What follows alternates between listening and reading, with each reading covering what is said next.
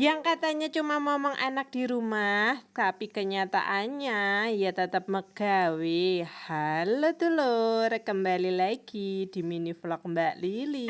Ya sing jenenge emak-emak random banget, iso disambi karo nesu-nesu, bengok-bengok, mecucu, ngomel-ngomel. Lah iki momong tak sambi marut jagung lur. Kuwi jagunge iki jagung apa? Wis garing apa urung? Ngene ya lur, tak jelas nih. Jagung kuwi jagung hibrida. Jagung isi dua kan lho lur, apa sih jenenge? Pokoknya ning jagung isi dua.